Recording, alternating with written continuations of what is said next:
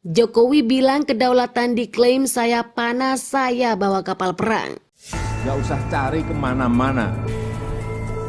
Bodoh sekali kita kalau nggak melakukan ini. Malah beli barang-barang impor. Mau kita terus-teruskan? Enggak. Halo Sobat Rebaners, dimanapun kalian berada, gimana kabarnya? Langsung saja simetriskan posisi, kencangkan celana dalam, selamat menonton dan cekicrot. Diam! Presiden Joko Widodo kunjungi Pulau Sengketa di Nusa Tenggara Timur. Saya harus naik kapal perang ketika ada klaim terkait pulau di wilayah NKRI.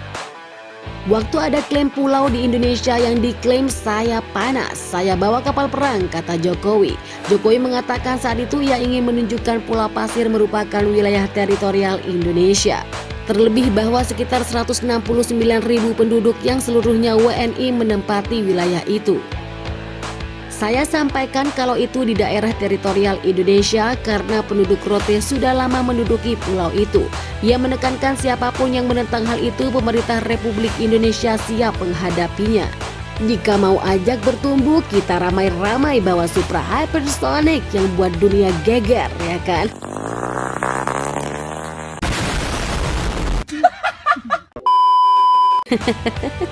Jokowi ingin memastikan adanya penegakan hukum dan hak perdaulatan Indonesia atas sumber daya alam di zona ekonomi eksklusif perairan Indo-Pasifik khususnya NTT.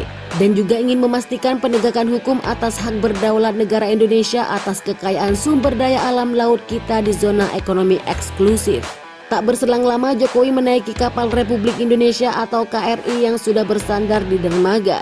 Dari atas sekitar 10 menit Presiden Jokowi meninjau situasi di perairan Natuna bersama sejumlah jajaran yang mendampinginya. Terkait dengan klaim sepihak yang banyak diberitakan belakangan ini, Kepala Negara menjelaskan bahwa tidak ada kapal yang memasuki teritorial Indonesia. Namun kebijakan hukum atas klaim tersebut harus dilakukan. Tidak ada yang masuk teritorial kita, tadi saya tanyakan ke Panglima TNI, namun penegakan hukum harus berjalan. Oleh karena itu apabila terdapat kapal asing yang memanfaatkan kekayaan alam di dalamnya secara ilegal, maka Indonesia memiliki hak berdaulat untuk menangkap atau menghalau kapal asing tersebut. Angkatan Laut memastikan penegakan hukum yang ada di sini, kata Presiden, di mana situasi di perairan NTT dalam beberapa hari terakhir memanas setelah adanya klaim sepihak oleh Australia di kawasan itu.